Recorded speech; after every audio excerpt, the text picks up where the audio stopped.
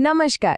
કિશોરાવસ્થા આ એક એવો સમય છે, ખબર છે, જ્યારે એવું લાગે કે શરીરમાં જાણે કોઈ નવી શક્તિઓ જાગી રહી છે. અને સાચું કહું તો આ કોઈ સામાન્ય ફેરફાર નથી, આ તો એકદમ સુપર પાવર મેળવવા જેવું છે. તો ચાલો ને આ અદ્ભુત સફરમાં સાથે જોડાઈએ અને આ બધી શક્તિઓને જરા નજીકથી ઓળખીએ. સાચું કહેજો, આ સમયમાં શરીરમાં અને મનમાં એટલા બધા બદલાવ આવે છે કે ક્યારેક તો કન્ફ્યુઝન થાય જ, બરાબર ને? પણ સાંભળો, એમાં ગભરાવાની કે ચિંતા કરવાની બિલકુલ જરૂર નથી. આ બધા ફેરફારો એકદમ નોર્મલ છે અને બસ આ જ બધી વાતોને આજે આપણે અહીં સમજવાના છીએ. તો ચાલો શરૂ કરીએ પહેલા વિભાગથી, કિશોરાવસ્થા, એક નવી શરૂઆત. ખરેખર આ જીવનનો એક બહુ જ રોમાંચક તબક્કો છે. એવું સમજો કે જાણે કોઈ સુપર હીરોની ઓરિજિન સ્ટોરી શરૂ થઈ રહી છે અને એ વાર્તાના હીરો એ દરેક વ્યક્તિ પોતે જ છે. તો આ સુપર હીરોનું મિશન શું છે? આ મિશન છે પ્રજનન સ્વાસ્થ્યને સમજવાનું. હવે જુઓ, સ્વાસ્થ્યનો મતલબ ખાલી બીમારીઓથી દૂર રહેવું એટલું જ નથી. એનો અર્થ છે શારીરિક અને માનસિક બંને રીતે એકદમ ફિટ અને તંદુરસ્ત રહેવું, મજબૂત શરીર અને એકદમ શાંત મન. બસ એ જ છે આપણો અસલી મિશન. કિશોરાવસ્થામાં તો ફેરફારો જાણે રોકેટની સ્પીડે થાય છે. અચાનક ઊંચાઈ વધવા લાગે, અવાજ બદલાઈ જાય, કેટલું બધું. પણ એક વાત ખાસ યાદ રાખવાની છે, આ બધા જ ફેરફારો મોટા થવાની પ્રોસેસનું એકદમ સામાન્ય, એકદમ હેલ્ધી ભાગ છે. એટલે ડરવાની તો વાત જ નથી આવતી. ઓકે, હવે આગળ વધીએ આપણા બીજા વિભાગ તરફ, સ્વાસ્થ્ય માટે સુપરફૂડ. સીધી વાત છે, જો શરીરમાં આટલા મોટા ફેરફારો થતા હોય, આટલી બધી એનર્જી વપરાતી હોય, તો એને માટે યોગ્ય ફ્યુલ એટલે કે બળતણ પણ તો જોઈએ ને. અને એ બળતણ બીજું કંઈ નહીં પણ પૌષ્ટિક આહાર છે. ચાલો જોઈએ આ સુપર પાવરને ટકાવી રાખવા કયા સુપરફૂડની જરૂર પડશે. તો આ રહ્યા આપણા ન્યુટ્રિયન્ટ પાવરઅપ્સ. જુઓ, સૌથી પહેલાં છે પ્રોટીન, જે શરીરનું બિલ્ડિંગ બ્લોક છે. પછી આવે કાર્બોહાઈડ્રેટ્સ, જે તરત જ એનર્જી આપે. ફેટ્સ એટલે કે ચરબી, એ પણ એનર્જી અને પ્રોટેક્શન માટે જરૂરી છે. અને હા, વિટામિન્સ અને મિનરલ્સ તો ભૂલાય જ નહીં, એ શરીરની બધી ક્રિયાઓને સ્મૂધ ચલાવે છે. અને એક ખાસ વાત, આયર્ન એટલે કે લોહ તત્વ, એ લોહી બનાવવા માટે સુપર ઇમ્પોર્ટન્ટ છે, ખાસ કરીને કિશોરો માટે. હવે જરા અહીં ધ્યાન આપજો, બહુ જ મસ્ત સરખામણી છે. એક બાજુ છે આપણી દેશી થાળી, રોટલી, દાળ, ભાત, શાક. આ છે અસલી પાવરઅપ મિલ, બધા જ પોષક તત્વોથી ભરપૂર, જે શરીરને એકદમ મજબૂત બનાવે છે. અને બીજી બાજુ પેકેટવાળો ખોરાક, ચિપ્સ, સોડા. હા, ખાવામાં મજા આવે છે, પણ એમાં પોષણ ઝીરો હોય છે. એને કહેવાય એનર્જી ડ્રેન, મતલબ કે એ શરીરની એનર્જી ખેંચી લે છે. અને જો રેગ્યુલર ખાઈએ તો ગ્રોથને પણ અટકાવી શકે છે. ઓકે, તો ખાવા પીવાની વાત તો થઈ ગઈ. હવે વાત કરીએ આપણા ત્રીજા ટોપિકની, સ્વચ્છતા અને કસરતની શક્તિ. જુઓ, સારું જમવાનું શરીરને અંદરથી મજબૂત બનાવે છે, બરાબર? તો સ્વચ્છતા અને કસરત એ એક પ્રકારની પ્રોટેક્ટિવ શીલ્ડ એટલે કે રક્ષણાત્મક ઢાલ છે, જે શરીરને બહારથી સેફ અને હેલ્ધી રાખે છે. અને આ ડેલી હાઇજીન શીલ્ડ બનાવવી કેટલી સહેલી છે ખબર છે? સ્ટેપ 1, રોજ ઓછામાં ઓછું એક વાર તો નહાવું જ. કિશોરાવસ્થામાં પરસેવો થોડો વધારે થાય છે, અને જો આપણે સફાઈ ના રાખીએ તો શું થાય? બેક્ટેરિયાનો ચેપ લાગી શકે છે અને શરીરમાંથી વાસ પણ આવે. એટલે જ શરીરના દરેક ભાગને બરાબર સાફ કરવો ખૂબ જરૂરી છે. અને ખાસ કરીને છોકરીઓ માટે માસિક ધર્મ એટલે કે ઋતુસ્રાવ દરમિયાન સ્વચ્છતાનું ધ્યાન રાખવું તો સુપર ડુપર ઇમ્પોર્ટન્ટ છે. કોઈપણ જાતના ઇન્ફેક્શનથી બચવા માટે દર 4 થી 5 કલાકે સેનિટરી પેડ બદલી નાખવું જોઈએ. આ વાતને બિલકુલ હળવાશથી ન લેતા, આ ખૂબ જ જરૂરી છે. અને હા, થોડું બહાર નીકળવું પણ જરૂરી છે. ખુલ્લી તાજી હવામાં ચાલવાથી, રમવાથી કે પછી કોઈ પણ કસરત કરવાથી શું થાય છે ખબર છે? શરીર તો મજબૂત બને જ છે, પણ મગજ પણ એકદમ શાર્પ અને ફ્રેશ થઈ જાય છે. ફિઝિકલ એક્ટિવિટી એ શરીર અને મન બંને માટે એક વરદાન જેવી છે.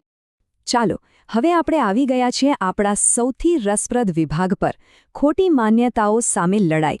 હવે સમય છે એ બધી જૂની ખોટી વાતોનો સામનો કરવાનો. અને આ લડાઈમાં આપણું સૌથી મોટું હથિયાર કયું છે? વિજ્ઞાન. તો ચાલો હકીકત શું છે અને વહેમ શું છે એને બરાબર સમજી લઈએ. તો પહેલી ખોટી માન્યતા. એવું કહેવાય છે કે ઋતુસ્રાવ વખતે કોઈ છોકરી સામે કોઈ છોકરો જુએ તો એ ગર્ભવતી થઈ જાય. આનાથી મોટી કોઈ ખોટી વાત હોય જ ન શકે. આ વાતમાં જરા પણ સચ્ચાઈ નથી. હકીકત એટલે કે ફેક્ટ એ છે કે ગર્ભાવસ્થા માત્ર અને માત્ર શુક્રકોષ અને અંડકોષના મિલનથી જ થાય છે. બસ આટલી જ વાત છે. ચાલો હવે બીજી ખોટી માન્યતા જોઈએ. એવું માનવામાં આવે છે કે બાળક છોકરો થશે કે છોકરી એના માટે માતા જવાબદાર છે. ના, બિલકુલ નહીં. આ પણ તદ્દન ખોટી માન્યતા છે. સાચી વાત તો એ છે કે બાળકની જાતિ પિતાના શુક્રકોષથી નક્કી થાય છે. માતા પાસેથી તો હંમેશા એક્સ રંગસૂત્ર જ આવે છે. અને જો આ એકદમ સિમ્પલ સાયન્સ છે. જો પિતા તરફથી એક્સ રંગસૂત્ર આવે તો માતાના એક્સ સાથે મળીને બને XX એટલે કે છોકરી. અને જો પિતા તરફથી વાય રંગસૂત્ર આવે તો માતાના એક્સ સાથે મળીને બને XY એટલે કે છોકરો. તો જે નિર્ણાયક વાય રંગસૂત્ર છે એ તો પિતા પાસેથી આવે છે. આ પાક્કું વિજ્ઞાન છે. એમાં કોઈ વહેમને સ્થાન નથી. અને છેલ્લી પણ બહુ જ પ્રચલિત ખોટી માન્યતા કે ઋતુસ્રાવના દિવસોમાં રસોડામાં ના જવાય કે કામ ન કરાય. સાંભળો, આ એક જૂની રૂઢિ છે, એક વહેમ છે. એની પાછળ કોઈ જ વૈજ્ઞાનિક કારણ નથી. સૌથી જરૂરી વસ્તુ છે વ્યક્તિગત સ્વચ્છતા. જો સ્વચ્છતા જાળવવામાં આવે તો કોઈ પણ કામ કરવાની મનાઈ નથી.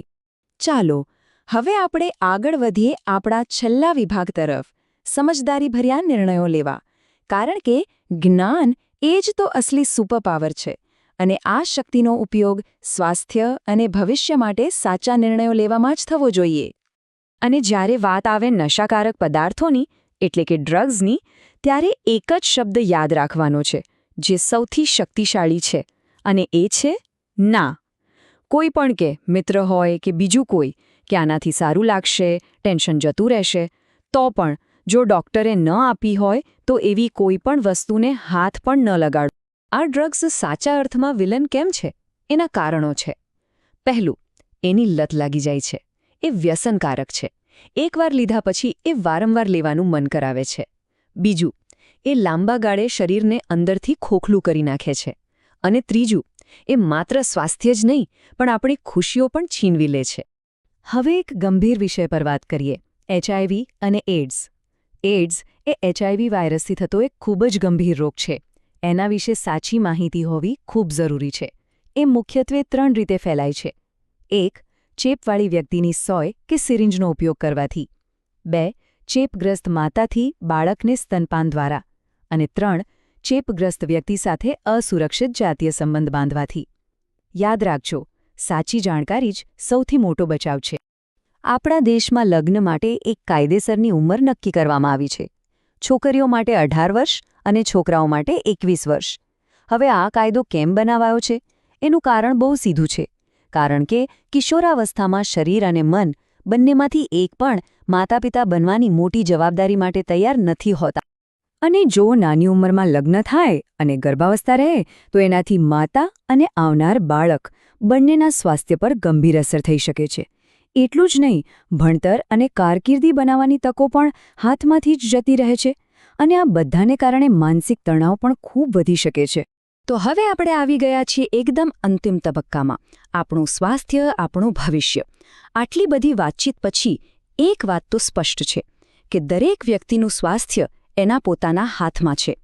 આજે જે તંદુરસ્ત આદતો પાડીશું, જે સાચા નિર્ણયો લઈશું, એ જ આપણા સૌના ઉજળા ભવિષ્યનો પાયો બનશે.